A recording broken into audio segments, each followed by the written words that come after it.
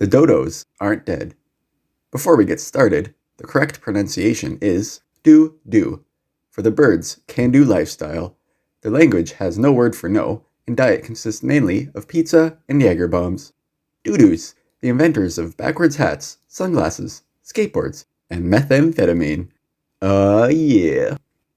The common mispronunciation, dodo, is the result of an extensive smear campaign against the lovable bird. But more on that later.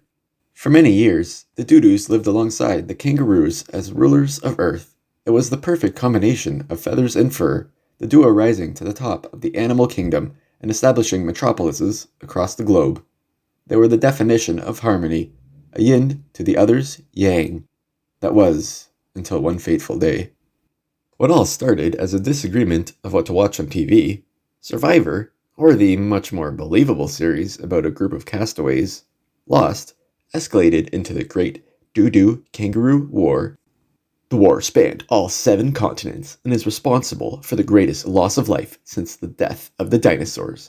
There were no rules, no Geneva Convention to dictate proper etiquette, just guns, bullets, and, by popular request, lots and lots of napalm.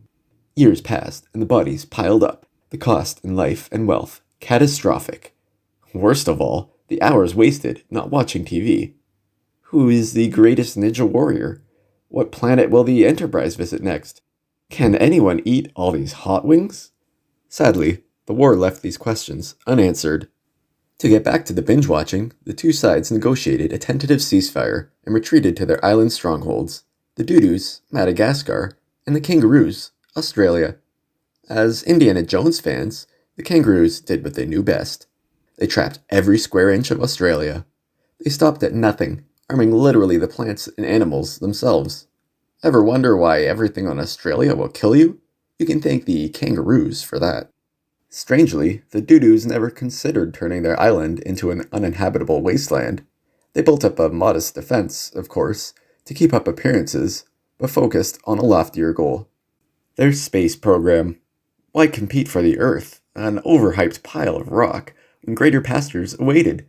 They took inspiration from North Korea, each rocket test accompanied by brazen threats. They were just flexing their ICBM capabilities, after all. What other possible goal could they have? To infinity and beyond. A line from Toy Story? Yes, but also the last message the kangaroos received from the Dodos. It was a move that said, "We're so far above you, we aren't even on the same planet," and is known as the biggest flex in history. Imagine the kangaroo's surprise. A rocket that doesn't blow stuff up? Is that even legal? Legal or not, the Dodos left Madagascar for the great unknown. Space, the final frontier, if you only consider the 4 dimensions. What did they see out there?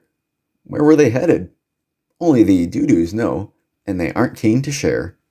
The Dodos' departure left a power vacuum, which led to the rise of humans, who, to this point, hadn't even discovered fire, and main pastime was laughing at farts, a practice which continues to this day. Without the Dodos around to constantly test the smarts and mettle of the kangaroos, they wasted away to the simple hopping marsupials you know today. Or at least that's what they want you and the Dodos to think. The kangaroos did not become simple-minded animals, but masters of the skies. What good are pouches, if not to store weapons? They continue their training in secret, their military budget enough to make even the United States blush, fearing that one day the Dodos might return. Most impressive of all is the propaganda machine, an army of kangaroos riding round the clock, pumping out anti-Dodo rhetoric. Who do you think started the mispronunciation dodo? Put the do in The Simpsons and dopey in the dictionary. The Pillsbury Doughboy? Funded by dark kangaroo money. Perhaps their magnum opus, the myth the Dodos were dumb, flightless birds. Could a dumb, flightless bird go to space? Or achieve nuclear power and faster-than-light travel? Or colonize an entire galaxy outside our own? Ultimately, only the Dodos know what they're up to, and if, or when, they plan to come back. Why bother returning to Earth if they discovered paradise amongst the stars? Then again, vengeance is a powerful motivator.